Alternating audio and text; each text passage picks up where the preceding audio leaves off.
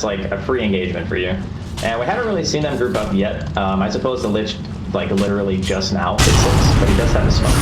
So what I would like to see Pain do is at the very least smoke the Puck and the Lich together. You know, the Doom is going to find another kill on Boxy with the help of the Shaker. Doom is going to be used there. It was hilarious. He echoed from the other side of the trees where the Sand King was farming it. Yeah, but they make it kill. Almost level 6 on Insania now as he keeps playing together with the game. That is sort of the saving grace that you've got from this liquid lineup right now. Pretty farmed more. They want to kill him at least once before the Lincolns comes out. Like 1 or 2 deaths on the Morphling prior to his first item is a huge hindrance to his gameplay, which is why I was kind of talking about how I would like to see them actually smoke around the map. Obviously, easier said than done. They don't have any aggressive wards down right now, so they would more or less be smoking blind any side of the map. But I just really like these types of lineups where you have the Chain Frost and the Coil together. The longer it stays up, you know, for your team, the worse it feels. Fortunately, the Puck is getting very close to Blink, so once that's up, I would assume at the very least they're going to at least try to pressure it tier 1. Like taking mid tower would be great, taking offlane tower would be great. You know, you get a kill on top of that, that's just gravy. But you want to take the map away from Liquid because right now, they're playing it quite greedy. Right. Like this Tiny did not go for a build that's helping his team. He's hitting the Ancient Creep. Yeah.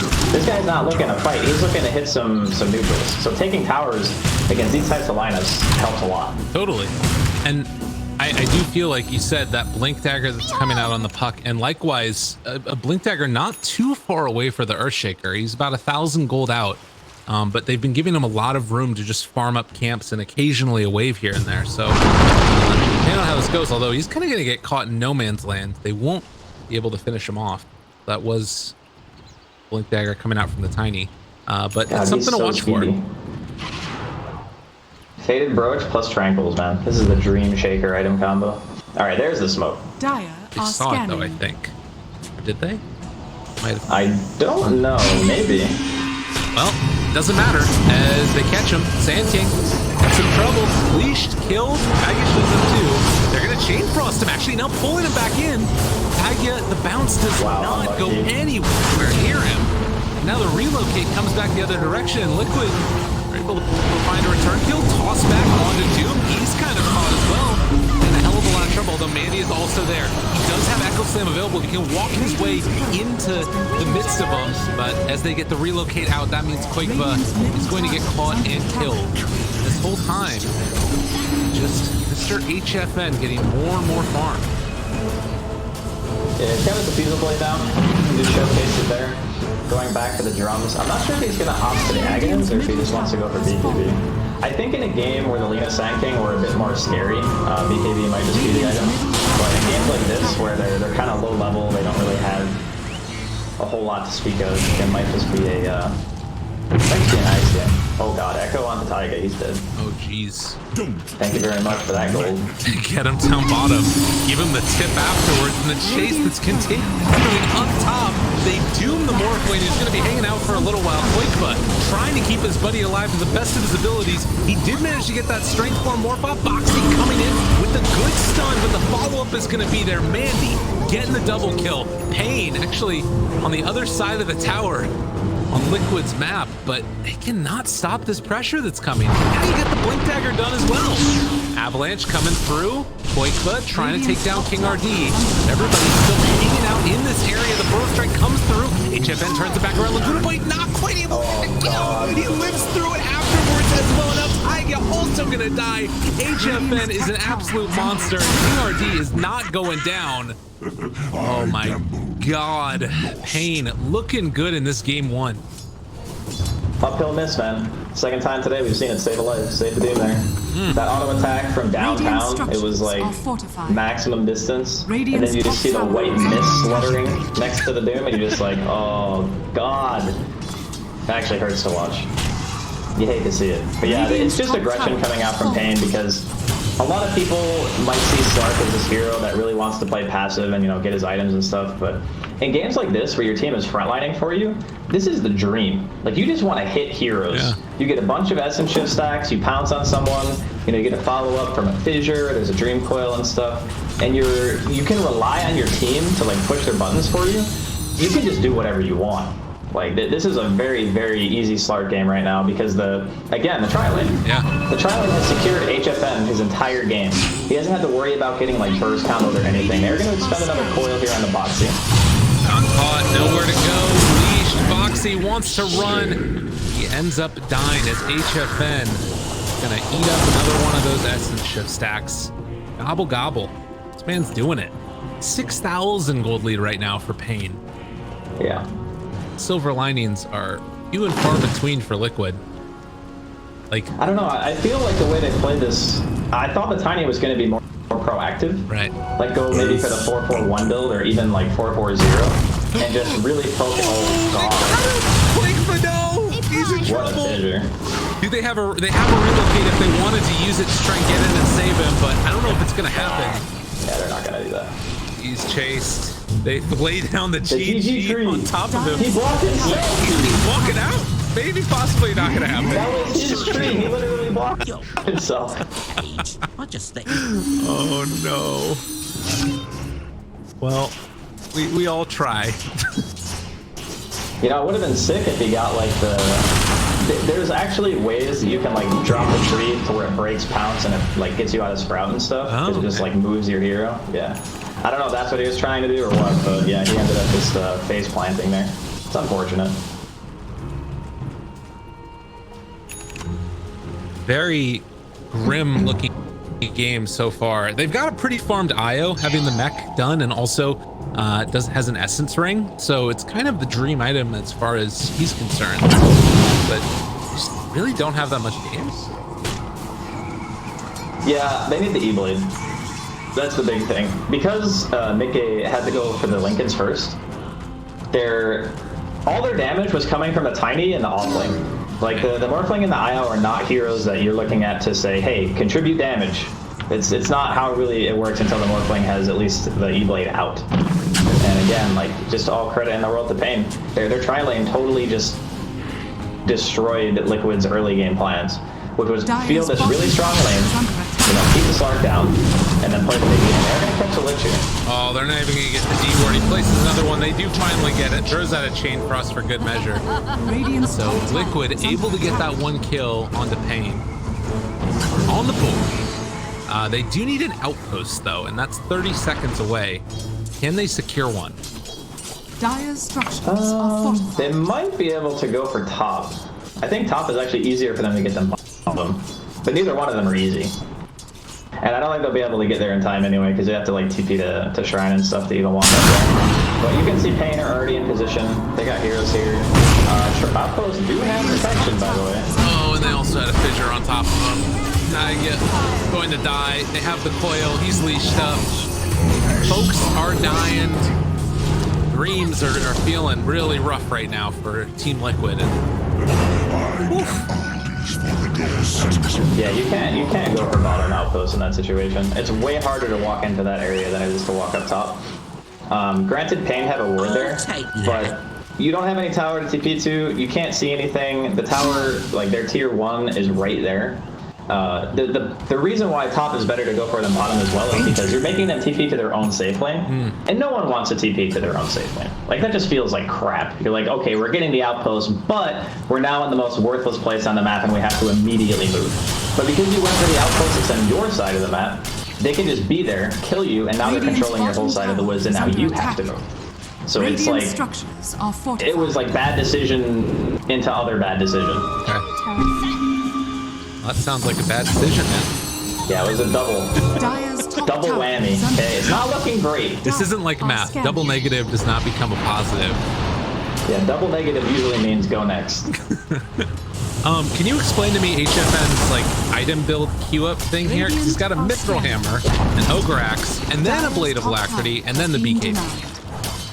Okay, he just finished the BKB. Okay. He tricked us. Got it. I thought he might have opted to go for the Aghanims after buying the Mithril Hammer and thinking that maybe that was the item. They are going to get a pick on the King RD here. Nice kill. Alright, how close is E-Blade? Alright, so he still needs another like 2k. And then we could potentially see some heroes fall over. The Lich is still very squishy, only 1000 HP. Who else? I mean, Puck, but it's really hard to E-Blade combo a Puck. The guy basically has to be asleep at his keyboard if you're going to hit him with those spells. So it's pretty much just the Lich and maybe a bit of extra damage on like the Doom or the Shaker if they're frontlining. I guess Boxy is the other way that you can maybe make it work, is like if you manage to find a Burrow Strike into E-Blade or something afterwards. Yeah, of course, yeah. And he did just finish off his Blink Dagger now as well. So we'll see. One of the better heroes to set up for relocate ganks too. Yeah, the important thing about that is like also having vision. And right now, you know, Liquid, they only have the one ward and it's a defensive ward. It's not the best feeling. You want at least like one in the enemy's jungle, kind of what Pain have right now. That ward spot, by the way, is really good because it's between both cliffs. So if you put a sentry on the cliff to the right in the middle and you put a sentry on the cliff to the left, it will miss both of them. Like the ward just stays there. So really good ward spot for all these sports out there. Tether away, Stania living. Yeah, that's something that I've started to do more and more often now. Watching it is just like if there's a sentry on a cliff, just press Alt, see where it extends to, and then just put it a little bit past there. Yeah, it's a really good practice because there's like a couple of general rules of warding that a lot of people just like fail at all the time. One, never drop your observer first. Always drop the sentry. Because if the person has an obs down already, then they're going to drop a sentry there anyway, right? So you're just giving them a free D ward, a 2-for-1 if you just drop your obs first. And the other one is never ward in vision.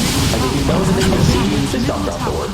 Like because it's just going to die. And we've actually seen that happen today, by the way. Oh yeah? Yeah, it happened in one of the games earlier, but it's one of those things where sometimes you drop a ward for a fight, like try to get vision so you can see like the high priority heroes and stuff, and then the ward just immediately dies after the fight ends. But those are a little bit different. Yeah. I mean, the value of having it for that fight that makes up for having it dewarded afterwards. Little dangerous here. Burrow Strike comes through, find themselves Manny, but the turnaround still not quite in time. Chain Frost's gonna bounce around a little bit. They managed to find it. The Doom comes out, but he's already shifted on over, it looks like, and healing up a heck of a lot. Now HFN on top of him with this DD. You have the pounce afterwards, and with no chance for a relocate away, that's going to be 3 dead. HFN triple kill. Now sitting on a heck of a lot of Essence Shift, but already Liquid trying to cut through those creep waves. They don't have a wave with which to push, but they're gonna go Roche instead. Yeah, this is they're never gonna kill the Slark. They're not gonna have the damage. I mean, discounting the fact that he had a completely free lane, just got to do essentially whatever he wanted from minute 0 until now. He also has the best Slark tier 2 item in the game, which is People's Gift, because it just gives you an extra 200 and what is it, 60 HP? I suppose Vambrace and Ring of Aquila are up there, but personally, as Slark, I feel you just want enough HP to lift through the burst, and then you can just hit your own button and either choose to engage or run away. And the People's Gift just kind of gives you that, it's that extra little buffer you need. Ooh, coil miss. No. Hate to see that one. Pounce got him. Taka is gonna go down there and get the finish onto him. What ingratitude. 12K net worth lead. Yeah, this is I don't know, I feel like Liquid, their lineup shouldn't really be crumbling this badly, but I think it goes back to the fact that they didn't really react well to the tri-lane, or maybe they just didn't have the heroes to react to the tri-lane, as Insania is going to die again in his own woods here. And then on top of that, I feel like Koika's build, I think you just go phase blank this game. Like, your team needs you. Yeah. Like, you can't be the guy, hitting Ancients at 13 minutes into the game when your offlaners have absolutely no game. The Doom is winning a 2v1. Like, something needs to happen. Like, you have to be the one to do that. There's one creep right here. It is going to get taken out now as they pop the glyph for it. There's nobody else to cut the next wave. But nonetheless, yeah, a little bit tough. Couriers just saying hi to each other over here. I get what you're saying there, because that was the thing that we saw earlier from the Tiny. Obviously, it was position 4 previously in the other series that we watched, but it felt like it was just getting so much done around the map, and in this one, really not getting that much done at all. And that tends to be the role that Morphlane wants to fill, right? Is just running around the map trying to farm off camps and everything else.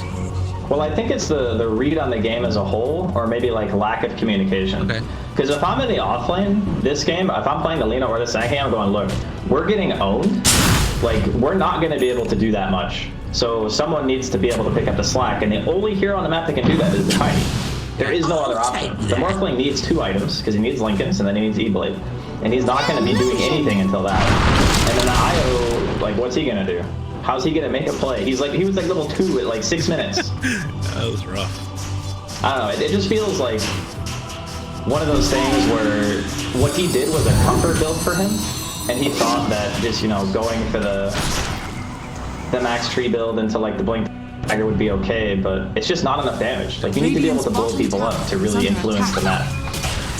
Well, maybe this is going to be the turnaround that they need. With the E-Blade done on the Morph, they've got Blink, Sanjin Yasha on Tiny.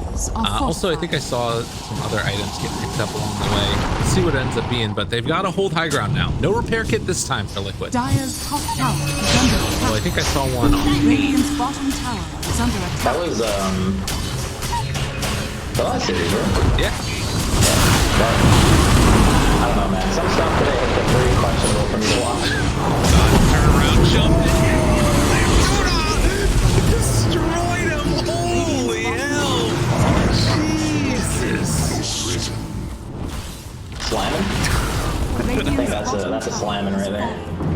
Oh, God. Pain. Administering it on their name. Yeah, that was some epic clumping up right there. But that's also the benefit of having the puck, right? Like, Mandy sets that up. He gets the coil, and then the Shaker just sees like huge dollar signs in his eyes, and he just goes in. But like, you can't resist that, you know? Well, but also likewise, like, isn't Liquid, if they see somebody hitting high ground, they know the puck's there, isn't it kind of on them not to stand in a group where they get coiled as 3? Like, well, absolutely, but you're not wrong. Like, you're not even a little bit wrong. It's just more about the fact that the only person who can really sit in front of that tower is the Sand King. He can only do that if there's no sentry. And Pain came prepared, so they like drop that sentry bottom like right out of range of where the tier 3 would have been. And then if he can't sandstorm that tower becomes undefendable. Yeah. That's kind of how that goes, because Painter is super far ahead, and being able to recognize when you can and cannot defend a tower is, you know, it's a skill. And you look at that and you go, they are so farmed. If we are not already in position to defend this, we cannot defend it. Speaking of already in position, Liquid trying to make something happen here. The smoke look at this breaks them on the ward. backside.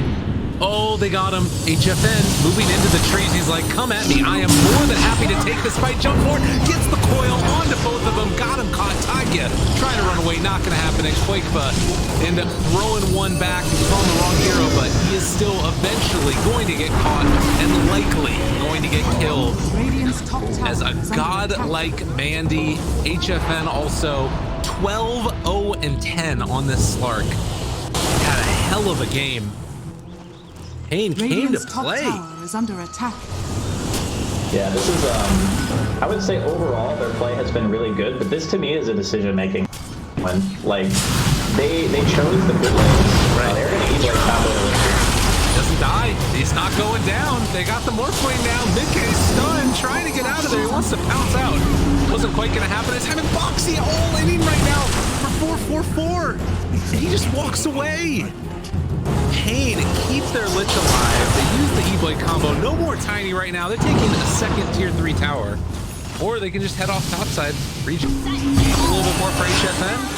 Do what they want. Jump forward. Coil again. The stomp comes out. Now the Chase Cross back and forth a couple of times. And they already have to do onto the poor old Morphling, which means there's going to be a lot of stacks for HFN. Fissure comes out. Connects there. Finding themselves this Morph. 28 stacks as well as 16 permanent. And I think this is about as close to GG as you're going to get this early on. Laguna Blade, not going to happen. Jesus. Yeah, this is what a free Slark game looks like. I don't know, they kind of like killed 2 birds with one stone. They secured the lane for the Slark, and they also eliminated the biggest threats to the Slark at the same time. And to me, that just says, you know, your lineup had a glaring issue. If something could happen to you that would make it this lopsided, then the draft obviously has an innate problem, which is we cannot react to defensive tri-lanes. Yeah, you could put the Morphling and the Sand King and the IO top, I guess. maybe that would have been the solution. And then just have the because the Leo was the 3, right? No, it was the 2. Oh, well, he was higher level and more farmed, so I thought he was the 3 for a while. Yeah, dude, he was not. Didn't end up mattering. HFN still living through this initiation that comes out because they do not have the levels, they do not have the farm. Does need to be careful about Mickey chasing. No more E-Blade. Just gonna spike the legs his way on out of there. Toss in Mickey. He turns into the Doom now, but King RD is gonna pop his BKB. Did not have a TP available, so he's just gonna have to run away. As 444 hides off in the Roche pit, and he just gets out also. Nobody dies. The only one that ended up going down was the Puck. Oh my. So yeah, the thing that I would take away from this is we needed to adapt our lanes better. Fight continues. They do kill off that Shaker. Buyback coming from him. They've got one under control. It's Mickey who's going to kill off that Lich, but they will find him. HFN almost killing him off, but the region coming in from Insania. Get the pushback there. That adaptive strike, the long range catch leashes him, and now the stuns come out as well. But the relocate gets him away. And God, this has got to be like HFN's 4th DD or something. On top of having he's always double damage. Impressive, actually. Dude, look at this guy's essence shift right now. 132 agi. Like I said, when nothing on the enemy team really threatens you, you just get to swing at people. Yeah. That's the ideal Slark situation. But yeah, I think maybe the more Io Lina tri-lane would have been a better idea than just leaving the Sand-King and the Lina top. Just because, like, what did you do in the bot lane besides hit creeps? Like, did you actually stop the Doom? Because you didn't really. Like, Insania chased him around a bunch, but, you know, King RD still got what he wanted. Whereas Pain shut the lane down. They didn't just get farmed. They killed, they, you know, secured bounty runes, they kept control, they didn't, like, lose their tower for a very long time. Right. Whereas I didn't feel like Liquid Safe Lane really did all that much. I mean, not really anyone did that much this game, if I'm being honest. Well, yeah, and that's the thing, right? Is that more so than even not getting a ton done in the lanes, it's that the heroes that did win it then couldn't transition into doing things in the mid game. Because like you were talking about, Tiny maxing out the tree grab, not really having any points up in Avalanche Toss to find kills around the map. And obviously Morphlane isn't really the type of hero that gets involved early on. I don't know. It felt like Pain just never took their foot off the gas. They recognized their timing and now going to take down another Roshan. Number 2, Dire Liquid. Scanning. I don't know, man. This is looking rough. Yeah, there's pretty small likelihood of a comeback from this other league, especially given the heroes that Pain have. Slark's one of those really popular cores because when you get the game, you're in so much control of it. You have mobility, you can trade with basically anyone, you have your ultimate and BKB, so you have like 2 escape mechanisms, your Aghanim gives you even more by having 2 pounces that go like a billion range. There's just so much you can do in the game. And the other cool thing about this hero is that if the fights last a long time, awesome. Like, you get to hit people, run away, come back with full HP, you know where all the wards are, like, this hero kind of has it all, except for a laning phase. Against a lot of heroes, he kind of struggles, but, you know, they circumvent that problem by just doing the defensive tri-lane, and then it's all good. Yeah. Made it happen. Now he's got a Lincoln Sphere on top of everything else. He is super fun. A lot of heroes, he kind of struggles, but, you know, they circumvent that problem by just... So, next round of pushes. Liquid gonna hope to stop something here. But feeling mighty rough. The Aeon Disc is done on the Puck. Quakefa still laughing about it. Liquid staying in good spirits, so like, man, we messed up not trialing. I mean, they messed up something. I don't know if they think it's the tri-lane or not the tri-lane, but man, something went wrong. Tiger goes down, chase forward, leash, pounced, caught, going to be stomped on and beaten down, muted, couldn't get the switch off, and Ankle Slammer comes in for good measure. HFN dropping somewhat low, but guess what? This man still has Shadow Dance, and he still has an Aegis, more importantly, as he regens back up to full, and GG is called. That was a hell of a stomp, my goodness. Yeah, they like you said, they just kind of got control of the game and never really let go. attack. Radiant's think, middle tower has fallen. His heroes were bad, honestly. I think it was a laning error, tiny gameplay error, where he kind of went a build that I feel would have been nice if one of his side lanes was actually winning.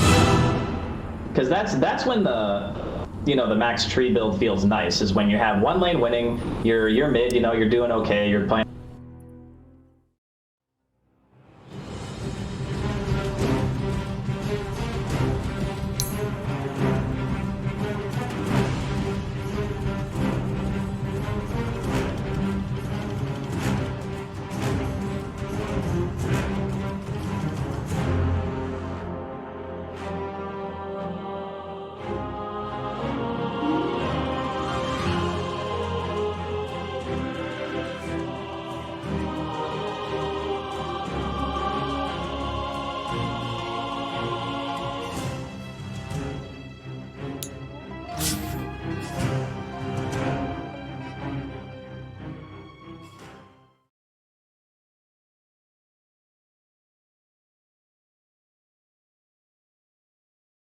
Fanatics turn to pick.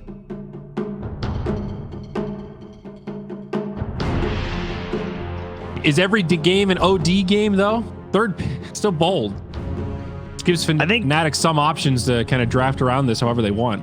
It's particularly good versus the Disruptor because you have the Astral save for the Static Storm. And if I'm not mistaken, Glimpse has been changed now. I believe that you can Astral save Glimpse. So like, if you get Glimpse, you can Astral yourself and you won't move. That might have got patched again. The last time I played a game recently where it worked, and I was like, what the hell, that works? You can save yourself now? Maybe Twitch chat can help us, because I know they have played around with Glimpse a little bit.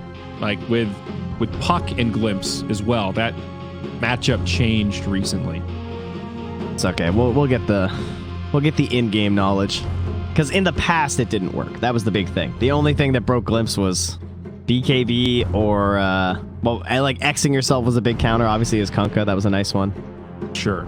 But all these like shadow demon disruptions and stuff didn't work. I'm pretty sure they don't work right now. Dire team pick. Okay, there's the Magnus. Probably should have mentioned him a bit earlier on. Makes it the third pick.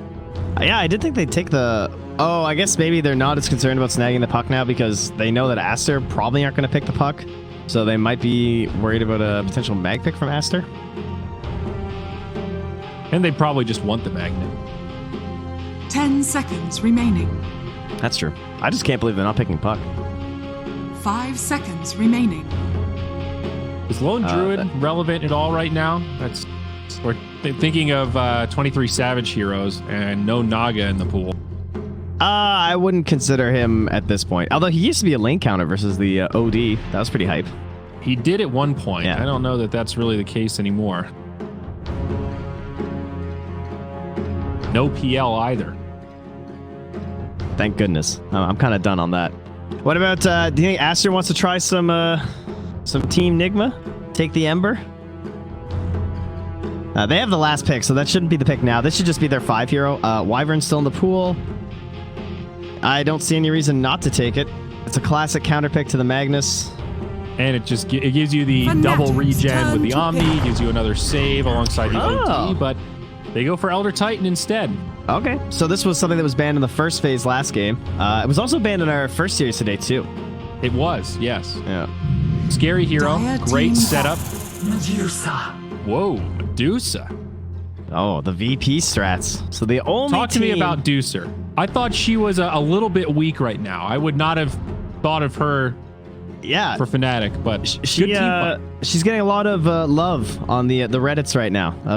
There's like, Medusa's so bad, please fix this hero, save her. She's an abysmal pick rate, pretty bad win rate, but she got picked at the Singapore event twice, I believe, by VP, and they won both games. I'm pretty sure, with Epileptic Kid playing it, and it looked pretty good. Benefits, like what's different now is that her Snake's not as good because it doesn't steal the mana from people. You still get mana, you just don't steal it. But she gets this movement speed bonus during her ulti. And I played a Medusa game since that change, and it felt really good. Like, it's pretty cool. You like slither right in there, It's very hype. 10 seconds remaining. And it does last long enough. That sounds like a good initiation and getaway tool. 5 seconds. Okay. It's almost like a counter initiation play. I mean, looking at their lineup, they do have, it's a similar flavor to the Naga in terms of a carry with a big team fighting ultimate that synergizes with Disruptor. Magnus can definitely go late. Decent against OD too. Yeah. Right? You build some int. Fnatic. They brought out that turn to Brewmaster pick. you mentioned, Oh and my now God. Gyrocopter. This was the SCCC hero last game, so Fnatic not going to mess around with that. The chat, I saw them. They went in for the AM. They were like, yo, easy AM. They didn't ban it though. I don't know if you need to go AM. I feel like that might be a little unnecessary. I think you can just like play faster 10 timing. I feel like seconds AM is just like remaining. unnecessarily slowing yourself down, and it's like kind of bad versus Disruptor and Magnus. So 5 seconds remaining. I would rather something like the PL that's just like a defusal here, like a Slark or something maybe. I don't know if I'm all in on the AM, but you know, she was kind of a classically countered by that hero for very good reasons. Yeah. I also don't know if he has good enough supports in lane to make the AM really work. Slark's also been banned out. Sometimes you can achieve a similar factor with a hero that doesn't mind buying a defusal, and you still get the value out of the mana burn. But PL also taken out. Dire team. I mean, it will be sick to have mana burn with your OD too, though. Yeah. So the Ice hero was required, and they'll get it. It'll be his Pangolier. There you The go. first guy to really make this thing look good. Yeah, sort of a forgotten about hero. I like it here though, very disruptive. I love it when you have somebody, like multiple ways to initiate that aren't Magnus. You've got swaps, you've got Disruptor 10 glimpses, you've got seconds Pangolier just rolling in, crashing on people. It makes it so much easier for the 5 Magnus to seconds be able to follow up or counter initiate with the RP if he can't find the angle to catch more than one hero. Aster, not going to think about it for Master long. select It's a your Morphling. I think the AM would have been a mistake with the Pango getting picked up too. I think it just would have made like a little bit too hard. Like they don't have good enough laning supports, I don't think, to really make it work. I like the Morphling a little bit more. Can steal the Empower for himself. That's pretty hype. But they are picking Pango into Rubik, actually. That's a bit dangerous. Yeah. That is like the best spell to steal is Rubik, man. That spell feels Yeah. incredible. Just instantaneously it gets cast. It is so good. If you have a Blink Dagger and you steal Rolling Thunder, wow. You're right. Really a small advantage for Aster, but overall, I 10 do kind of seconds like this remaining. Fnatic roster. Similar to last game, I can see how they can pull this team fight together. 5 seconds And maybe remaining. if this was game one, I'd go, yeah, they've really got to pull it together, though. They're kind of all in on team fights. They did it so well last game for 55 minutes, semi-consistently, that I've got some faith. And if Jabs has a similar game like last time, he's on Vengeful Spirit, a hero that can definitely afford to take some deaths and still make some big plays happen with swaps and positioning. So I've got confidence. What do you think? Are Aster going to do this? Or the Morphling OD too much? I think I like the Aster lineup just a little bit more. I feel like if these names were reversed, I would be like heavily favoring the draft for Aster. Because to me, it looks like similar to that game earlier where we had the OD versus the Huskar, where if he gets that Aghanim Scepter on the OD and you just Astral the Medusa, the rest of their team fight kind of starts to like fall apart. Yep. Like she's gonna get Astraled and then they're just gonna like walk in on top of her. Maybe the ulti will be enough to reverse that, and that's kind of what they're thinking with this pick, because they obviously picked the Medusa into the OD, so they're not worried about that concept. Aster do have great ways to break up the Wombo. Yeah, I worry that like one hero gets Astraled and then the Spirit comes out from ET. And then it's like, now what do we do? Because this guy's going to get stomped right out of the Astral. No one else wants to be near him, so they start backing off. Morphling's in the back line picking off somebody because they aren't there unless you can land the Static Storm on top of them. Or the RP, I suppose. Now, I guess one angle that we haven't talked about as much for Fnatic is we're looking at late game, these big team fights. You can play pretty aggressive with Medusa, depending on how you itemize.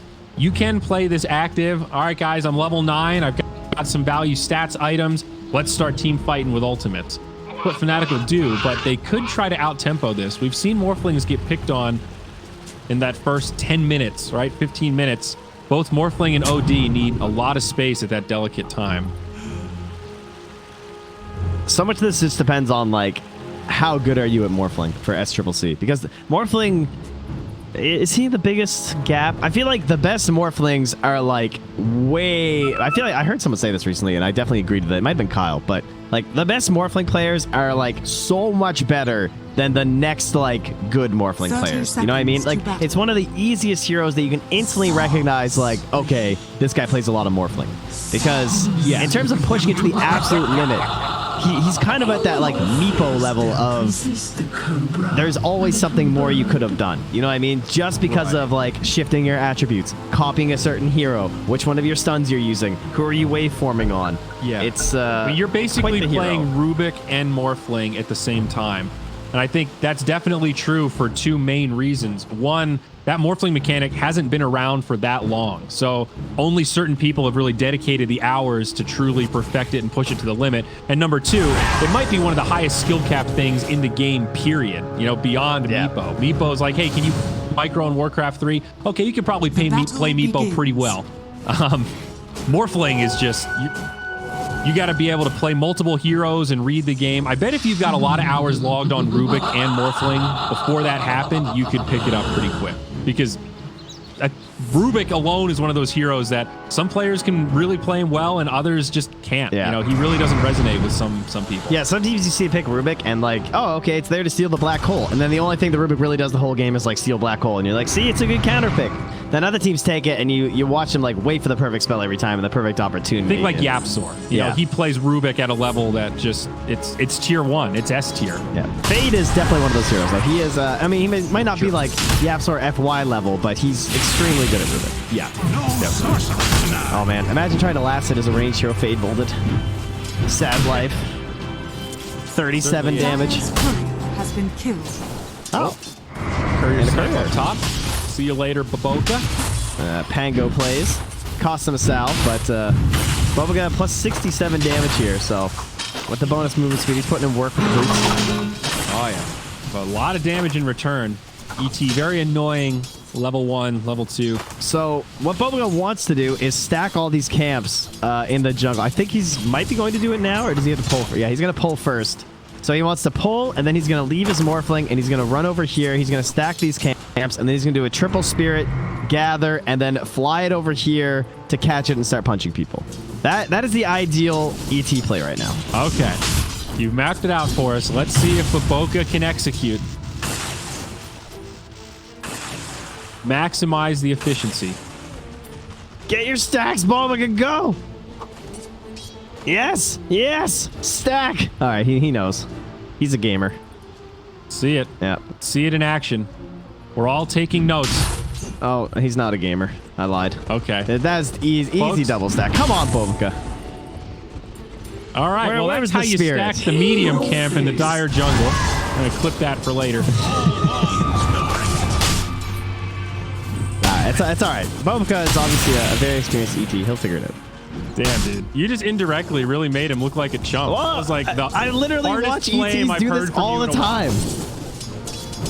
All right, guys. Dude, I've watched Here's what Z-Freak. a real Elder Titan looks like. I mean, dude, I've watched Z-Freak do triple stacks just like without even looking at his hero. Be out from DJ. It's good. So checking in on the mid. OD versus Magnus. Another one of these matchups where you kind of want to say, yeah, OD should do well, and Magnus does better. They both farm. Yeah, it's absolutely absurd how much this bonus damage has just made this Magnus a lane anywhere guy. Yeah, dude, you get a quelling flame and you can't even think about beating him in last hits. It's easy mode. You're kind of playing with a double damage rune on compared to most other mid lane. Another big advantage is like always making sure they have the wards too to like help cover himself. Because you tend to play a little bit deep down there in the lane. So he's level 4 though now, so he has a seer anyway. It's also the speed at which Magnus can kill the neutrals. You know, a lot of heroes utilize that camp in the mid, but he can actually do stuff like this where he just runs over to the wolves and goes, yeah, sure, let's just do 2. And he won't even Sign miss me much. up. He might miss like 2 creeps mid, and he gets 2 camps. Yeah. So salve up. So making sure to stay safe. How's our bottom lane looking? Old Deucer, 16 and 3. Hanging in there. doing pretty well. Yeah, pretty similar to SCCC up top on the Moor. He's got a couple creeps on him too. All right, Boboka, but plus 39 damage. This is not an acceptable amount of damage here, Boboka. Come on now. Maybe he's not an ET player. Oh, I'm sorry. Watching this jabs fades chase. Forced a salve out of him. He's only stacking one camp. He stacked it again. Well, that's not that great. No. Got one triple stack. 5 minutes. Don't resist. Oh, nice pull from DJ. Oh, look at all these creeps coming. Ice this way. Oh, yeah. Oh, that's good. That's Triple C gonna have to salve up here. Venge getting some creep control down bottom too. And a good time in these lanes. They did have to send the mag home though. You know, he's farmed a lot of neutrals. Now it's like a 400 gold lead, and ooh, Chuan goes for the low ground observer ward. Scouted by the high ground one, and I mean this is gonna block the camp, but it's not gonna last long. Jabs, he's going for the courier, doesn't find it. Well, at least it wasn't first blood. The DJ kill on Boboka was, yeah. So Aster grabbed 3 runes.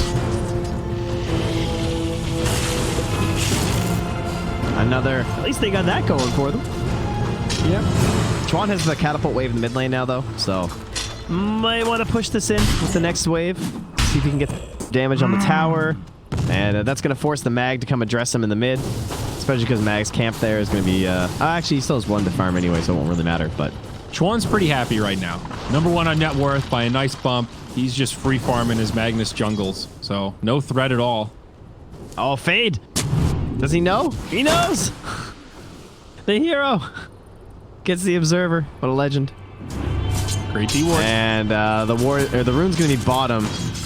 So Fade will double back as he's notified by Chuan. Oh, just scouted in time by the fresh obs. Moon will know that there's an Invis Rubik out and about.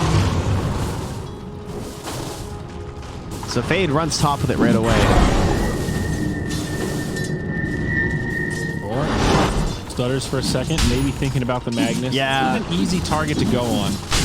They're trying to, like, because they probably think Moon didn't see him. OD does have a sanity. They only have to get him so low. There's some potential here. For the tower, it's a tough call. You have to lift him mid-skewer. That's why Moon's moving far enough back before he skewers, because he knows he can't let it get canceled, so he's just playing that to the limit. If you didn't see that, pull back now. Do they have the combo? Chuan might try this. Dancing forward, and it's close. Moon survives. RP on 2 on the tower. Jabs is here, and there's the turn. He's made it back. Chuan gets stunned, and Jabs should be able to find this kill, and he does. Oh, wow, the creeps actually got all the kills. You're right. They really helped out there. I wish we had that on the team fight recap. Damage done by creeps, because the heroes only did 400 each. So. Wow. Yeah, the tower and the creeps were the real MVPs there. All right, hold on. Can you please click the OD right now and make sure I'm not hallucinating? I believe he's not going to buy that. A holy locket? All right, he was just clicking the magic wand and actually clicked the holy locket instead. Yeah, I was going to... I was ready for the new meta, though, you know? I don't know. I'm happy with Holy Locket where it is now. At least it has sort of a place. At least it's still useless. Yes, I agree. Well, you can up. It doesn't take a new item slot compared to what it used to. You know, I always hate selling my wand, so I like that I can dazzle now and hang on to that wand until the late game. It would have been okay if neutral items didn't also get introduced. All right, ice, ice, ice. I'm faking this rolling thunder. He's playing with him. He's trying to get inside of their heads right now, Trent. The Ice, Ice, Ice classic. That is his go-to plan. One of the only players I have seen consistently drop items to try to bait cancel, or bait like TP cancels, like the multiple high-stakes games. Also, the player that you also see items dropped at the most. People love returning it at him all the time. That's a good point. He's definitely brought it on himself, though. And now they'll take the setup onto Baboka. He gets the bump back, and this is looking good for a kill. Down goes ET.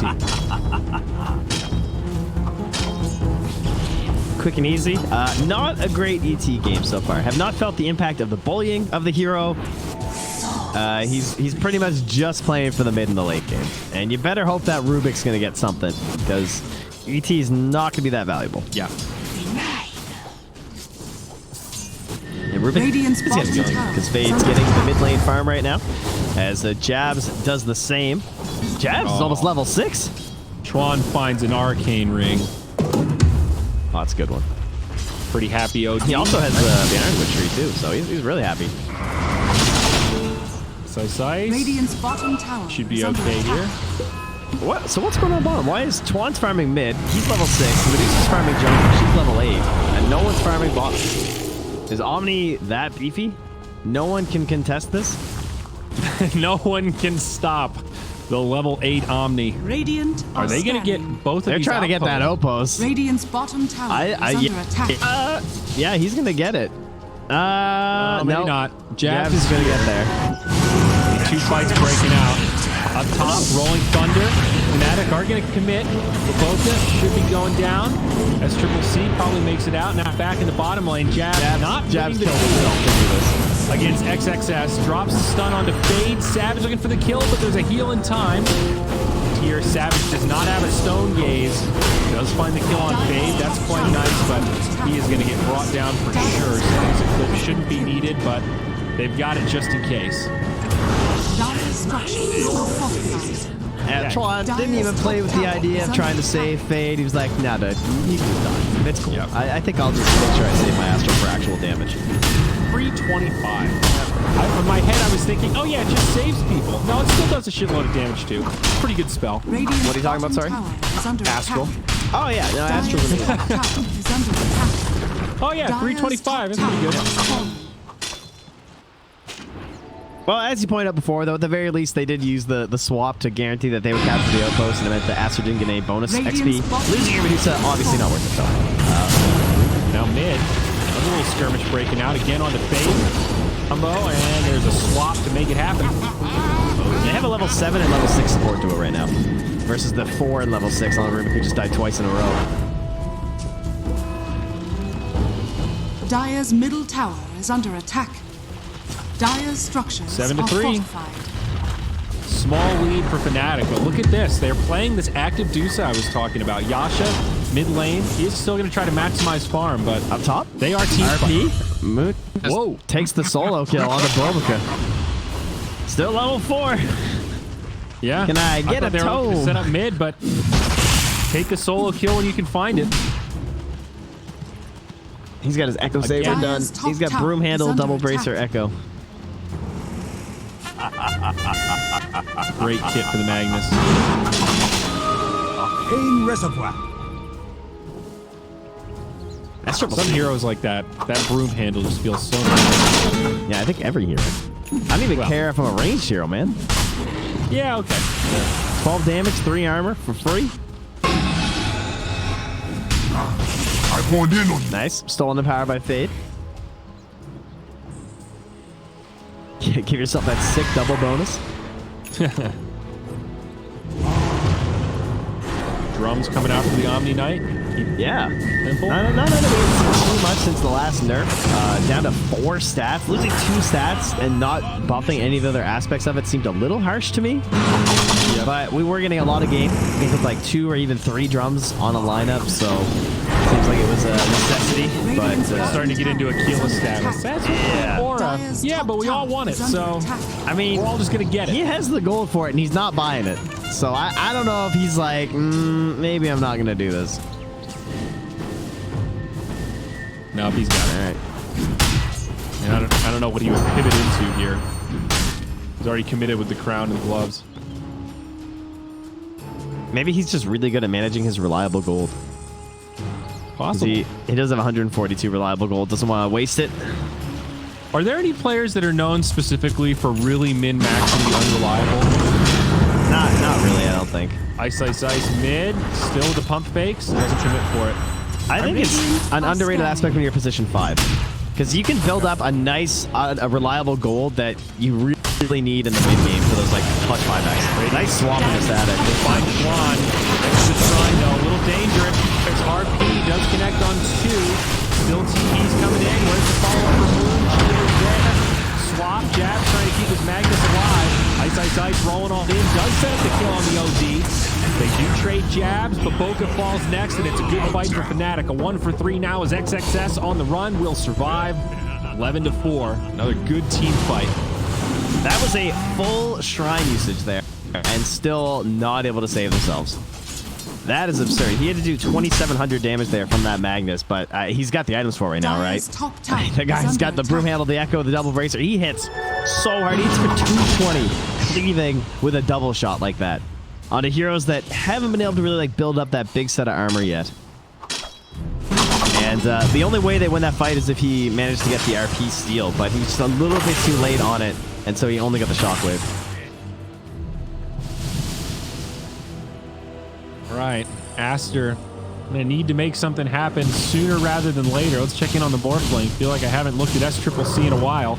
Double damage rune. Lincoln's gonna be coming up, and got that value Ironwood tree.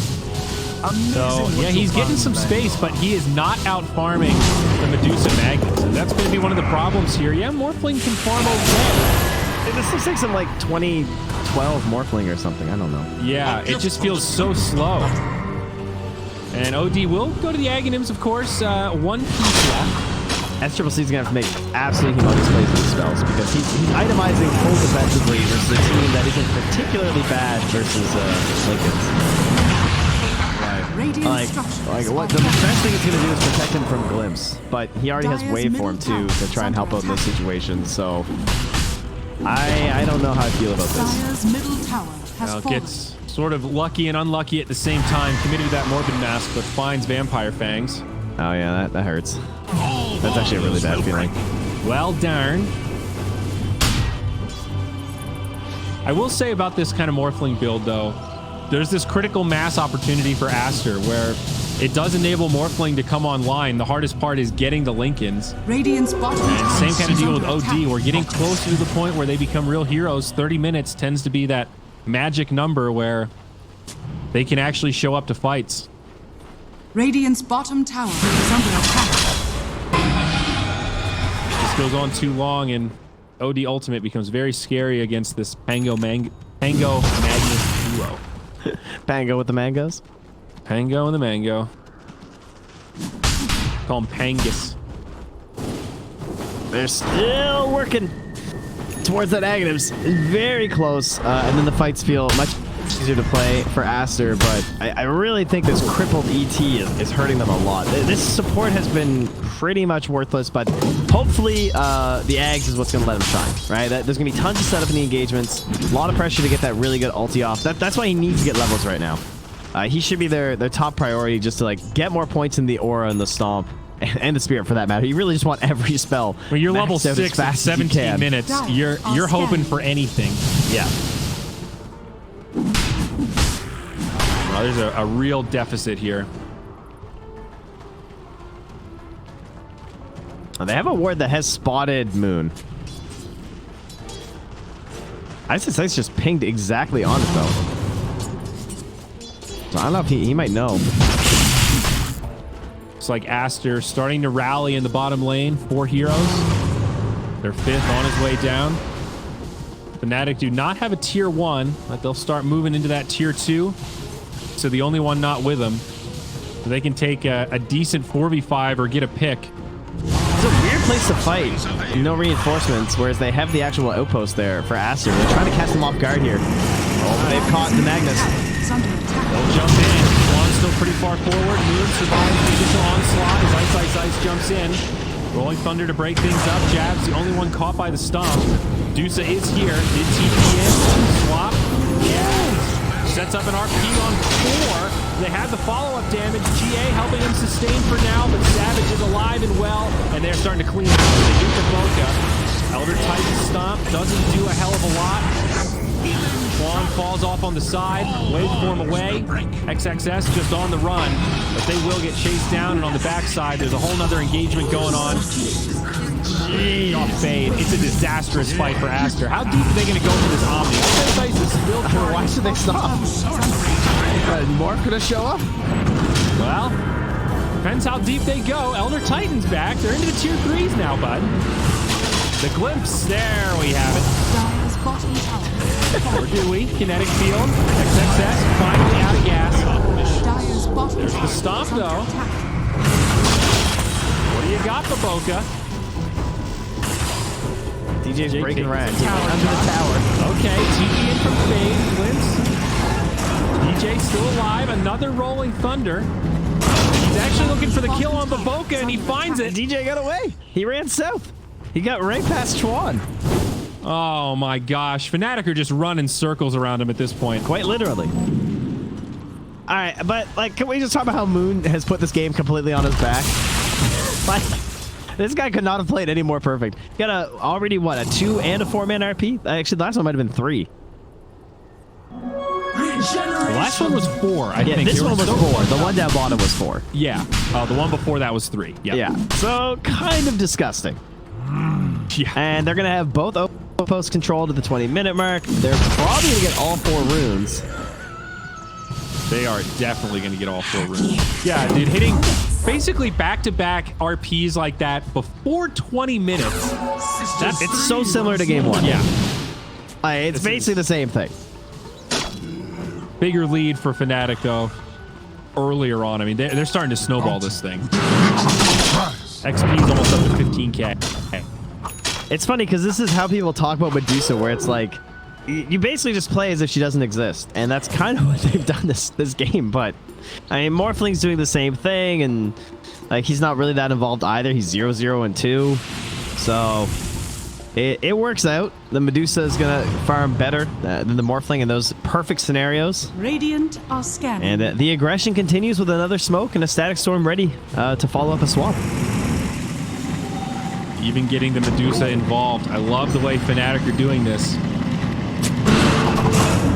See a rolling cube. That's cute. Oh, Ice didn't like that. He's like, yo, you stole my ulti? Oh no, Fade what? Why did he go for the high ground jump? I guess he got queued anyway, so it doesn't matter either way it works.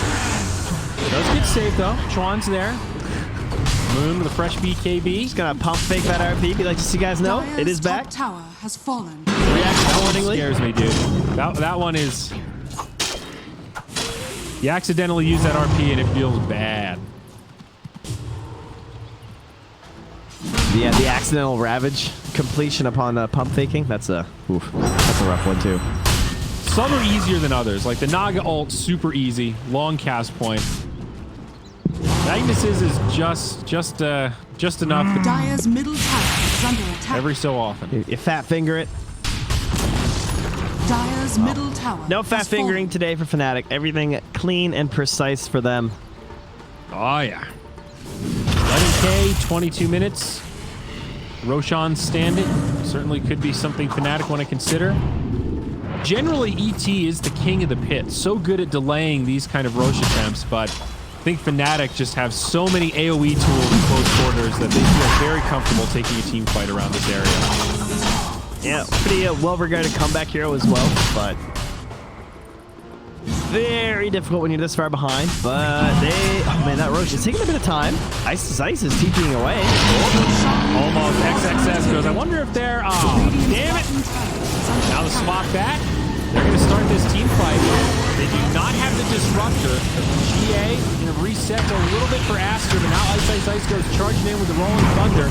Savage still on the low ground, hanging onto that ultimate. They've also got the RP. Out comes the Shrine. That's all the healing they're going to get. Great RP for Moon. Connects on 2. PK's up. Fade's gone down. S Triple C able to wait for him out. But Schwan, he's going to fall after finishing off jabs. Still not a great fight for Aster, and they could still lose this Morphling.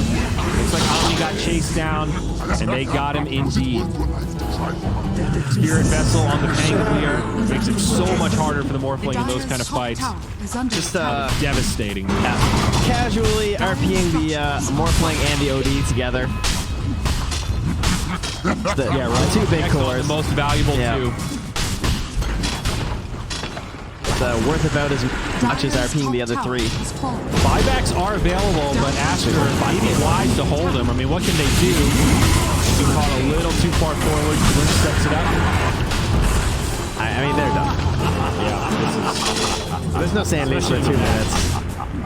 They still have Stone Gaze and Aegis. Savage is huge. So is the Magnus, to be fair, but hey, look, she's got a Scotty. Oh, they glimpse him back on his respawn. Oh, they wave a tear in the fountain, I think, or something. They got some vision on him. Oh, he just walked out. That is a painful one. So if you guys don't know, you get glimpsed back to where you were 4 seconds ago. So if you respawn, walk out of the fountain, and get glimpsed, you're gonna go back to where you were, like 2 or 3 seconds where when you died. Yeah. Similar concept to like Weaver buying back, popping his ultimate to get into the fight. Not distance related like that. So.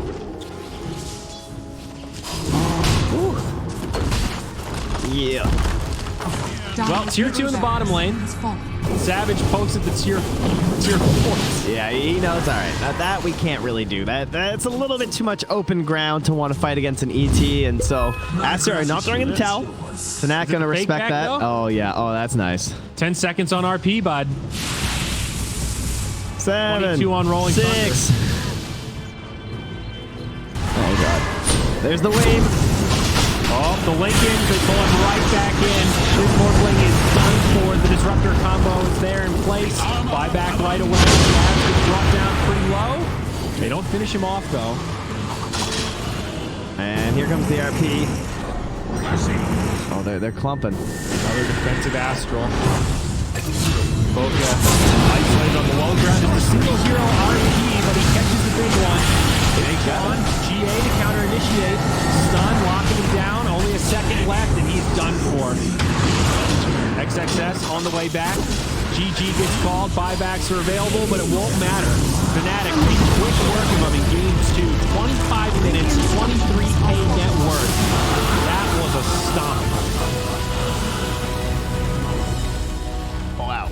Fnatic making the Medusa look very good. Perhaps a game where any position 1 could have looked strong in that scenario.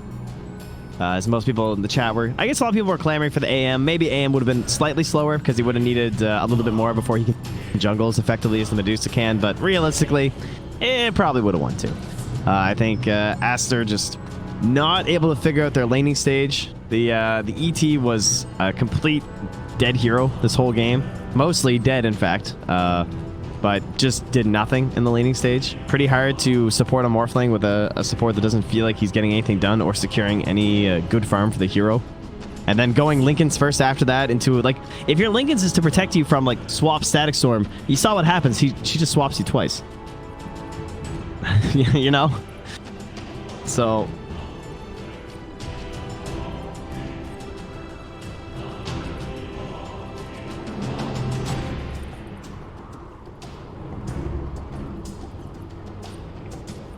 yeah.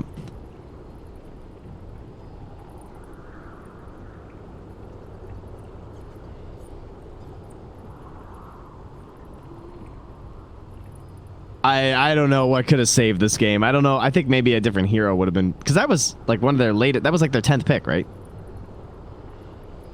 Oh yeah, right. We were talking about AM for Acer. I got all mixed up. Well, for the record, I think AM probably could have won if it was the Medusa anyway. But the Morphling, like, if that was AM, for example, I don't think AM would have won this game either if SCCC was the AM.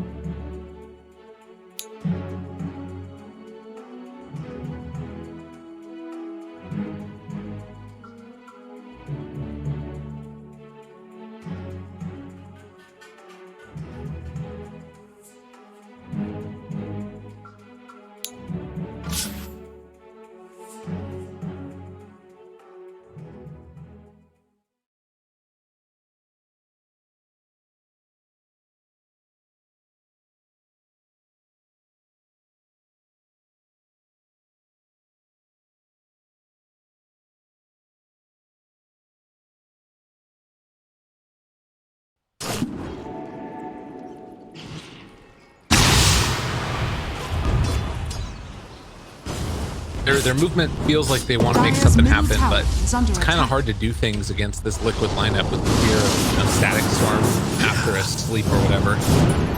Spooky.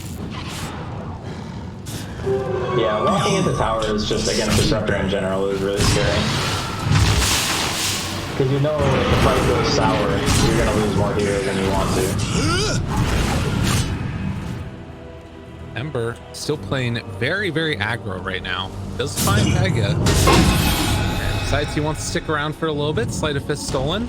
Doesn't have Flame Guard again for another couple of seconds. And as they bring in one, well, he's in some trouble now. That's the Static Storm immediately on top of him. Tries to TP away. That was never going to happen.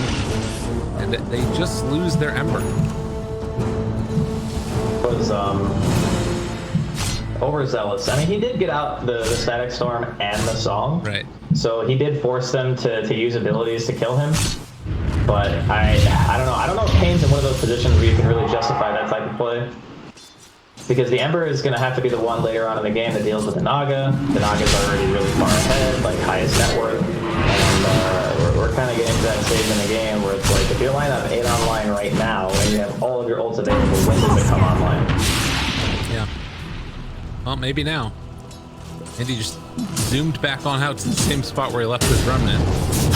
And now Pain gonna try and pressure this bottom side of the map. They have the Blink Dagger done for the Mars. This might be their time to go. Got Winter Wyvern ultimate available. Everything's pretty much online at this stage as far as your ability to take some early fights. Yeah, it's got to be soon, because these types of lineups that are very heavily leaning towards magic damage, they fall off real quick when the game becomes like not completely even. Like this Adler is eventually going to finish a pipe. He's going Vlad's now. Once those items are out on the field, you know, your Willow spells, your Mars combos, you know, Caught one. King RD is heading back across the other side of the map, and all the rest of them, Static Storm dropped down defensively. Does not mean that he's going to be able to get out of there. No, as Mandy continues his chase, gets some eyes, gets some vision. The root comes out. HFN finds the kill. Now, can they find any more? Daga has some remnants to get away himself, though. 2 more still in the bank. They should be good to go. But they find 1 kill at least. They get a kill and they stop a tower siege. It's important. Like, the Letrak is another thing that you have to always be able to deal with. Like, he is capable of getting out of control of his farms really quickly. He already has bots, so getting kills on him, very, very big deal. But they need this mid tower to be dead, honestly. Like, Ping need to find a way to kill this mid 2-1. It just opens up so many opportunities on the map. Your Mars has that blink, like you mentioned earlier, to show kill on Quakefire. But they need map control. Like, you can't just play against a Naga and a left of bots and not control the map anywhere. Right. And a lot of the time we're watching them, you know, they're occupying their own jungle, they're occupying the triangle. Like, right now is the first point we've really seen them leave their side of the map minus the Ember. And we need to see much more of it if they want to win. Well, and having this, like, Rubik with a super escape mechanism right now, like the Remnant away, it just means that, you know, you can't even punish this, right? Like, they're splitting up the map's ways. Naga has the Song away, got Remnant away for Tagia right now, and if anybody steps up to him, they actually have a Static Storm to drop on somebody's face. Yeah, I'm not saying it's easy. Oh, Mandy. Oh, no. Mandy in some trouble. They have the Terrorize, gonna try and keep his buddy alive, but it's not gonna happen. Oh. And Glimpse, maybe? Doesn't have the mana yet. Ah, now he's got it. They pull back in that Dark Bullet. Does have a TP away, but Quakefire is there. No, doesn't have the Stomp, though. Split Earth. Cooldown. Did you use it to kill a wave? Is that what happened? Yeah, I think so. That's when you ping your mid player. Not like a lot, you just ping him once so he knows that you know. The Splitter on cooldown. Perfect. Gotta be ready for those +1s, you know? We call it the 2-for-1 special. That's what Disruptor does best. And if you don't have your spells available, then you don't get the bonus. All right, so 4-9, 4,000 gold lead with this Naga Siren in tow. Nikkei is sort of soaring ahead of everybody else, and now Pain trying to make a play. Do they have a smoke or anything? Looks like they're gonna group up and try and make something happen here with these. Radiant's bottom tower is under I like activity. I like them being proactive. They're gonna run into the worst hero though to find. This is not who you want. Nah, they decide that's not actually a fight that we can take, so they will back out. Oh. Man. One of those moments where it's just like, what the hell are we supposed to do? Pain. Liquid are doing everything right. I think again, a lot of it is just the fact that this mid tower, like this tower cannot be alive. Because it's there, like Liquid can play in a very safe manner, you know? They can always quickly TP react to anything that's happening on the map. They can leave their Naga bottom because they've warded for them. Like Pain hasn't gone through the motions of like warding their own woods. Because whenever you play these styles of lineups where one hero is going to eat like half the map, you want to make sure that it's not your side. Right. You want to put them on the enemy side of the map to ensure that if they do rotate, they're not going to be able to immediately take an objective. And it's just, in general in Dota, it's always better to be the aggressor if you can be. So the fact that this area isn't dewarded and the mid tower is alive means that they can just play this style as long as they want. They're not being really forced into anything, and they're smoked blind there at desperation is, oh my, you're gone. They got caught.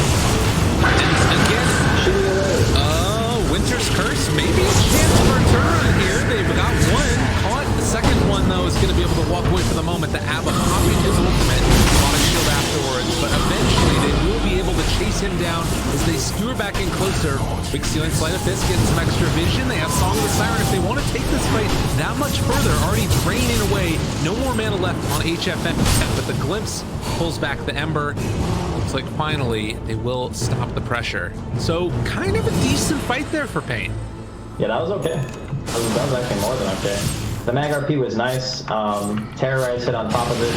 Got the chain CC. Even killed the Abba, which is probably the hardest hero to kill on their entire team, to be honest. And the left back side as well. So all in all for a trade, you're not going to get better than that right now if you're Pain. And I guess if the game stalls out, you do have the Mag Ember. So there's always that Empower, Sleight of Fist, you know, with the Maelstrom. Potentially goes for more damage later on. Wait, alone? I think so. Moving in, and got the arena already down, and Liquid making some questionable plays here. Song of the Siren to save the day for the moment, though. Quickfoot needs to get out. They have still 2 more remnants left on this Ember. He's got the chase forward if he wants to go for it. Connects both of them there, but are they going to run into a static storm 6 seconds away? Or disruptive buyback comes from the Rubik now. Now Pain, having gone a bit too far themselves, they get that ultimate down. Winter's Curse onto Mickey, still looking for the chase down. Insania has that static storm ready to drop it if they need to get it. PRD low, but not dead as of yet. Finally, Insania finishes off that kill as they take down that Wyvern to boot. Another one drops. HFN running forward, wants to find that follow-up kill onto Insania with the BKB out. Ember Spirit still doing good stuff. They buy back on the Disruptor now as they know the BKBs are wearing off. Still keeping this Ember under control. Manny living through it, but HFN is going to be shredded up.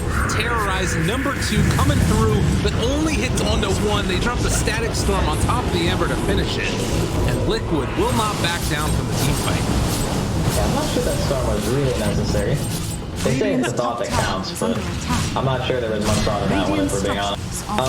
Yeah, but no, the fight, it was a lot of resources that Liquid expend to fight that, right? Because it was double buyout, I believe. Yeah. Radiant's or was it one on each side? Insania and Willow love back. Okay, so it was 1-for-1. That wasn't, I guess, awful at the end of the day. They do end up losing the tier 1, so ultimately Liquid are going to walk away with the win. And they'll also be able to just get the bot rune, which is a haste, really good rune for the Lesh. I don't know, it feels like this game is actually still playable for Pain. Like, the fight was just very spread out, you know? Like, the Ember fully commits, he uses both his remnants, he doesn't have mana for the Searing Chain, so when he uses Slight, it's not able to help anyone else on his team catch up. And then, like, the Mars spears the Naga, but there's no follow-up damage. It just seems Pain wasn't really that good in that situation because they couldn't follow any of their stuns with damage. Right. Well, and I think that part of that too is they're just really lacking that damage because Ember has not had a great game. You look at him right now, below all the other cores in the game right now, Mandy has not been able to accomplish what we saw from in the previous series, or rather game. It's a bit rough when you're playing against Disruptor and Naga, because one song just spells your doom. And in these types of games where you're the guy that kind of really wants to make the plays, Liquid can totally justify just double ulting you every time. Right. Alright, Rapper, RD. Probably has an inkling that this is happening. Foxy finds him, sees the TP away, and they realize, yeah, we're safe. Radiant's bottom tower. Put pressure on, take down that tier 2 tower while Pain waits for their ultimates to be up. And is there any other item they really want to try and wait for before the fight kicks off again? Let's see. I mean, the Yule's on the Maybe. They got the Naga Siren caught here. And Amir walking the wall a couple of times now. Static Storm's already down though. Mickey nets, turns onto that Mars, destroys him. The RP, no, the stolen Winter's Curse though. They turn it against him after the RP with the Aphotic Shield coming off. They find the follow-up stun. Oh, Liquid. They are rolling right now. They do have the Song of the Siren coming out. Mandy dead. They're also going to lose the mag here. One by one. Pain gonna lose their life. Liquid and happy as clams. Yeah, that's not the target you want. I mean, it's actually quite hard for Pain in the fights if the Abaddon is right next to whoever you're trying to initiate into. It kind of kills the combo, right? So like, you spear the Naga into the arena, she takes some damage, gets shielded, then a defensive Static Storm comes out from the city on top of mid-game to ensure that there's no more follow-up damage. And then after that, it's like your buttons are down. Like you can't take that fight anymore. I think the Abba is like the same point. It's just stopping them from getting every single pick they want because it's a combo-based team. You have to use Arena of Valor into the Terrorizer. You have to use, you know, the Arena into an RP or something like that. And Abba is just a combo breaker hero. That's just what he does. So I'm not really sure what the solution to that is right now for Pain. I thought that maybe the longer fights might favor them because they have an Ember, but Mandy just keeps dying in the beginning of the fights. Yeah. So instead of getting like, 5-6 lights off during an engagement, he gets stunned once and then he falls over and then there's no more damage. Well, and the other downside to having a lineup that's pretty heavily based around your ultimates for Pain is that Rubik steals them, it runs around real quickly. They lose him down bottom, still hanging on to that Winter's Curse for Rubik. As mid lane, are they going to go in here too? It feels like Liquid don't really care what they're doing on the side of Pink. They just keep killing him. 4-4 at the blink, but he can't get outside of range for the glimpse. Liquid feeling themselves. After a disappointing game number 1, they are looking quite good in game number 2. Yeah, the draft had kind of fixed some of the problems they had in the first one. They had this really kind of like helpless safe laner who couldn't play the game on his own and had an IO that couldn't really play the map, and then they had an offlane. This game, they did well in all 3 of the lanes, which was always a good sign. But on top of that, they had good ways of taking fights, they had good ways of pressuring towers. Like their lineup just feels overall more solid, and that allows them to play the way they want. No matter how skilled you are as a player, some lineups just don't work. Like, you need catch, you need stuns, you need a way to pressure towers. Clippa. And catch. Nice song. Oh god, be careful, Insania's coming in. They got him all. Jump away. They take him out. The RP pulls him in from HSN. Is it going to be the turnaround that they need? Quite possibly it could be. Although Moxie's still able to do this one. They have that cold embrace, and now the Winter's Curse to turn it back around. This is looking okay as Nick calls my bad. Sorry guys, I thought we had it. The Remnant forward chases down, kills off Quickba. Now Mickey going to try and escape. Can they get out? That is the question. Mandy still got him in their sights, has the chains available. No more remnants, and that means they cannot go any further. So still getting the tier 3 tower, but they lose a lot on the way out. Yeah, that was almost a disaster for Pain. I think the Disruptor was slightly too far away to like get all the spells off correctly that he wanted to. If he was, if he had his cast range talent, I think that might have gone a little bit differently. But unfortunately, he doesn't have it right now, so wasn't able to get the storm off in time. It's a nice RP. It was a nice combo play coming in too when they got the Winter's Curse off and then they skewer the Lesh into the tier 4s to make sure that like no one can help him and he can't get out. Yeah. I mean, ultimately, Liquid still get the racks, but It was a valiant defense from Pain. Well, the other thing though that I do want to keep my eyes on is Pain is starting to get some items. Like Mandy's been eyeing up this Radiance for a while, and he almost has the relic done. I don't know how much that changes things necessarily, but it's a good damage boost, and that's what they need. Well, it's another way of dealing with illusions, and if you stay alive long enough, Radiance is always going to be useful. Just because, you know, the longer you're alive, the more Radiance ticks you get, and the illusions from the Naga just kind of like get weaker over time. But it may be a little too late. I'm not 100% sure. This Abba's already got Pipe, and he's making his way towards Aghanim on top of that. So these heroes, a lot of the time when you get Radiance, you want it to be very scary for the supports. But it's not really going to be that scary because the Rubik has like 1700 HP and the Disruptor has like 2k life. The Radiance burn isn't really going to bother them too much. Yeah, they need those long extended team fights, which at this point feels like that's only going to benefit the Nagas, to be honest. Well, it's also because the left track just does so much damage. Like the long fights don't happen often because you're just dead. So the Pulse Nova just chunks you down. You know, it's 180 damage a second. It's no small number, especially when your team. I don't believe right now that they have any sort of aura item. They don't have a pipe or anything. So these heroes, you know, the Wyvern's, you know, 1400 health. The Willow's 1200 health. If that guy is even near you, you're just gonna be dead. Gotta stay way, way, way back. Which thankfully he's got the telescope, so you know he can see him from far there. Do you think he can see a path to victory with that telescope? I mean, if there's any way to do it, it's with the telescope, right? Gotta believe. Maybe it's a bait. Maybe it's a kaleidoscope instead, and it's just a bunch of blurry vision. You're like, what the hell is this? Don't know what to do. Just looks like we're gonna lose. We'll see. I think that, like you said earlier, there's that, you know, the potential. Whenever you've got these like giant team fight oriented lineups, things can turn around in a heartbeat. But the danger is then you have moments like this where Mickey is just like, come and deal with me. What are you gonna do? Terrorize? Walk away? Stolen terrorize? That's not good. Now he's still probably gonna die. He puts it back in. Oh no! He just gave him his ultimate and then dies. Oh, this one's rough. Yeah, it's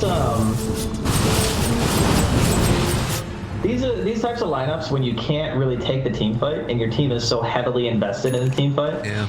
Radiant's top tower it's a real is under attack. Unfortunate situation. It's similar to what we saw earlier when who was it? EG we were casting.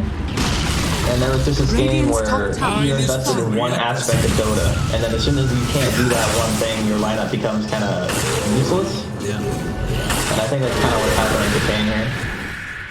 Got fear. And he is afraid for a very long time. But it looks like he should be able to get away. Disruptor does have glimpse. Do they get vision? Just outside of range. Instead, over to the side here, King RD, he also is going to be able to get out in time. So they are able to swap out of the lane real quickly before the rotations come for the kill. Naga's still playing completely alone on the other side of the map, which, I mean, it's hard for them to know that, right? Because they have no odds. Yeah. There's zero boys on the map. This is why it's so important to maintain map control, because all Nikkei really has to do is play that triangle, and he can send his illusions top to cut the wave, and then he can just kill mid wave. And if HFN already somewhat low, they have that arena down. Radiance is online, but already used the arena of blood and still holding on to Terrorize yet to use. A little bit spooked. I don't think Liquid are really in any rush to end the game. I don't think there's... I suppose there's always a chance to win, but I don't think that they're worried about the game going too long, and that's why they lose, you know? Like, Disruptor scales well with the Aghanims, like, Insania's actually almost got his. And then, Leshrac obviously scales great, he just got his BKB, lots of magic AoE damage. Naga still can work towards another inventory slot and Aghanims, which is very good this game, because you can song and heal people while, like, Curse and stuff is out, or the arena. Well, there's just a lot of things that they can get. I mean, like you mentioned, though, the one thing that's maybe a little bit worrying, and you see it in Naga Siren lineups, is you get maxed out on this hero, and then the rest of your cores don't end up with as much farm. You can see like Mag's ahead of Lesh, Ember's ahead of the Abba. You've got Mars that's still down there a ways, but it's mainly the Naga that makes up this net worth lead. So if you can find a way to isolate her and blow her up, easier said than done, obviously, then maybe you got a chance. Yeah, I mean, it's possible, but it's going to be a rough road. And if anything, what Pain needs to happen is they need a double fight, like a fight where Liquid are going in, they're overextending, and then you get, like you mentioned, the big wombo combo, and that's going to be the way that they win an engagement. But a straight out fight where you're on even ground, it's very, very difficult for Pain because all of their heroes are basically spellcaster heroes, and like BKBs are out. 10 pick and BKB on Lesh. The Naga is going to be working her way probably towards Heart. She's got an enormous amount of HP. There's already Pipe and Aghanims out on the Abba, which means he's going to be just like passively healing people. Like there's so much, honestly, right now that Pain has to accomplish in order to turn this game. Can't even break through and force the ulti out of Boxy. Does feel like this is the wait for Roche and then your Liquid try and end the game type of lineup. Or even just take down the rest of the tier 3s, give them megas, do whatever you want. Obviously, in this type of group stage format, GSL, every game matters so much. I can't afford to take any chances and try and push high ground early. Otherwise, bad things can happen very rapidly. Yeah, there's no reason really for them to rush it, is basically what I would say. Because if they walk up the hill and they mess it up, then it turns really badly, and they can just wait for the next objective. RP here. He's stolen RP, no stolen skewer. There's your forward able to catch him onto it and blow up. Okay, just like that, and now the Winter's Curse pull up. It's gonna pull him in even closer. Blue are gonna be caught. They drop down the Static Storm, but King RD able to push him back the other direction, and one by one, Liquid start to lose their heroes. Mandy chasing forward with that Radiant Skewer, looking for more. Boxy, they know that he doesn't have his ultimate anymore. With the chains available, Mandy does manage to connect there, but the Aphotic Shield comes out, and Roche is now up. No disruptor for 60 seconds. Yeah, I guess he doesn't have buyback because he just bought Zag, right? So he's got no gold. Holy Toledo. I mean, their team kills this very slowly. You're not wrong. Alright, they're gonna buy back the Naga. How much are they willing to commit to this thing? I mean, they don't have the Static Storm, though. I don't know. To the impurities. I mean, it's not really like Liquid can take this without fear either, right? I mean, Well, they're out of ult. That's the thing. Like, they know there's no RP. They know there's, like, the curse is going to be up soonish, but they know for a fact that there's no RP. And that's going to be the big one. Okay. Well, they force out the buyback on the Naga Siren. A good fight for them there.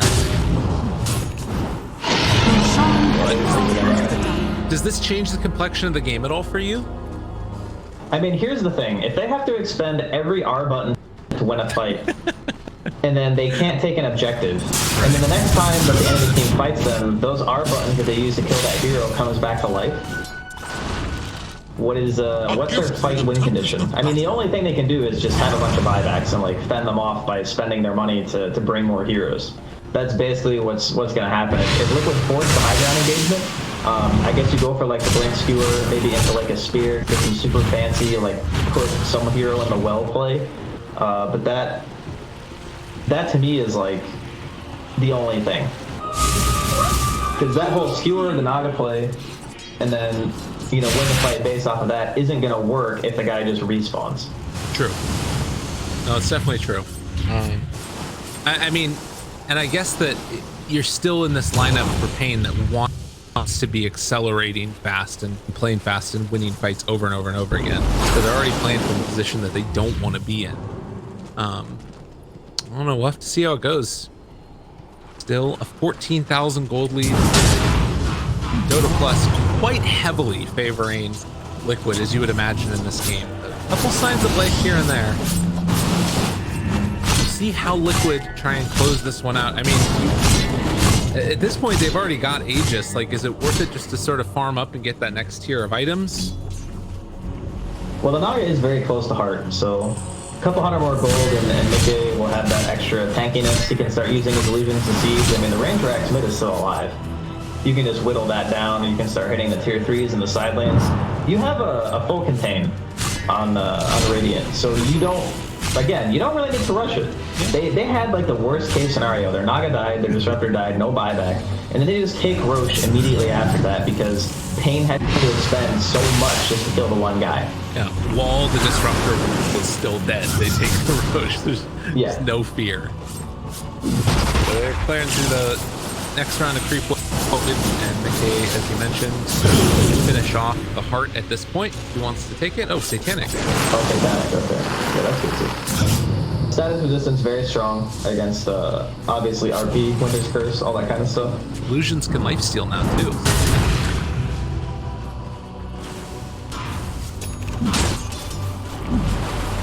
Yeah, this is a really strong timing here for Liquid. They get a really good item on the Naga, they get the Octarine Core on a Quickfa.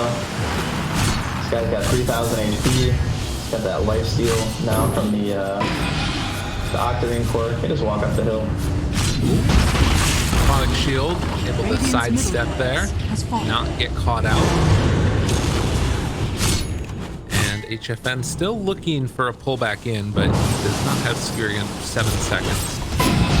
Really, he can't afford to go. Oh, never mind. RP lifted up, stolen RP in some trouble, and now the follow-up terrorized onto 2. What are they going to do? More chase down. They wanted to win Taiga. He has that RP available to him. Careful, careful.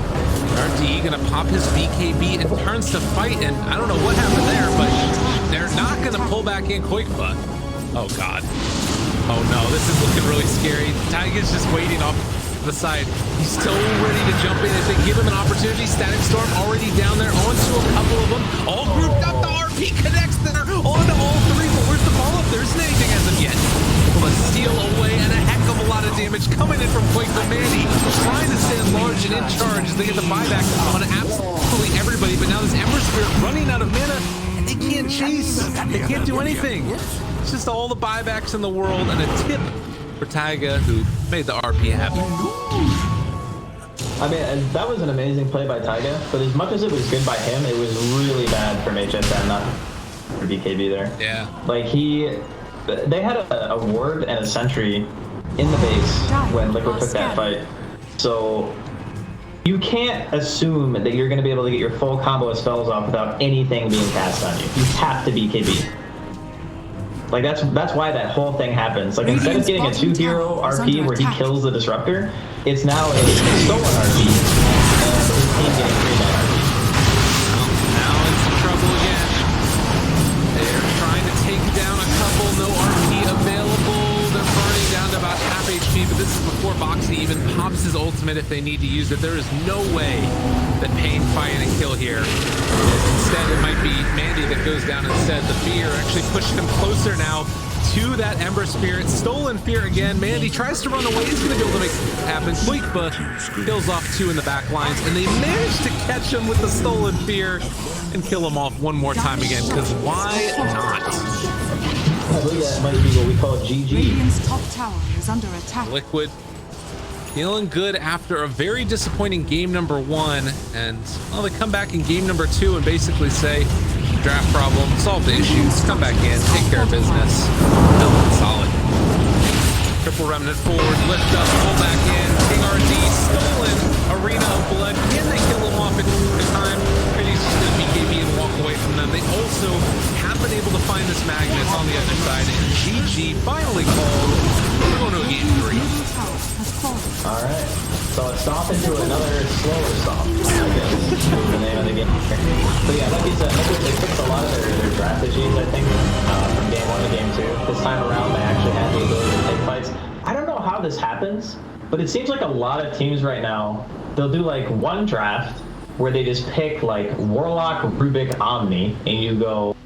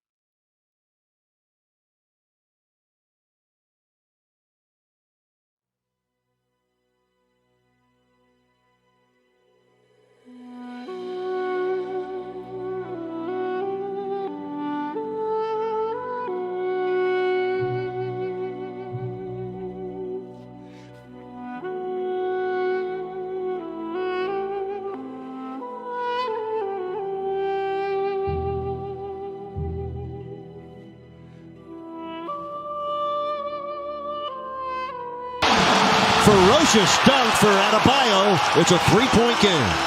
And now everything riding.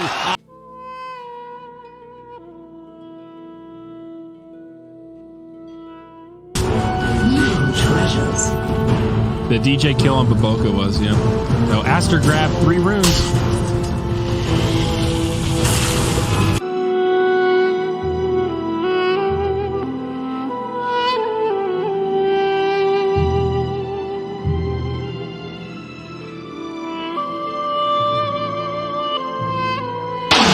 Ferocious dunk for Adebayo. It's a three-point game. And now everything riding.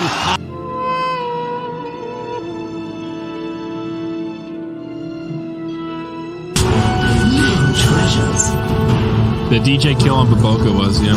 So Aster grabbed 3 runes.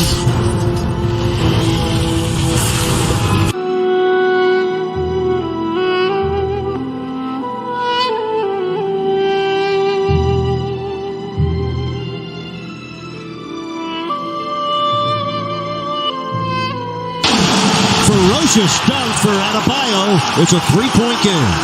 And now everything riding.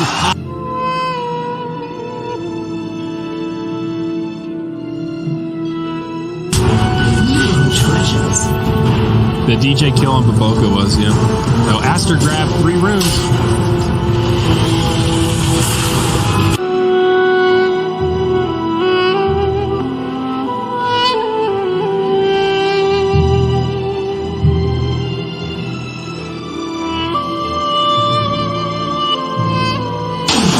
Ferocious dunk for Adebayo. It's a three-point game. And now everything riding.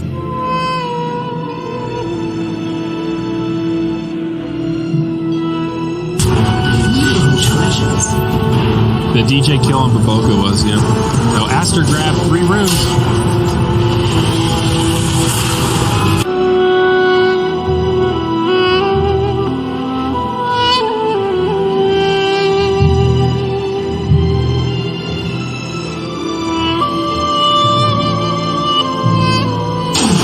Ferocious dunk for Adebayo. It's a three-point game. And now everything riding.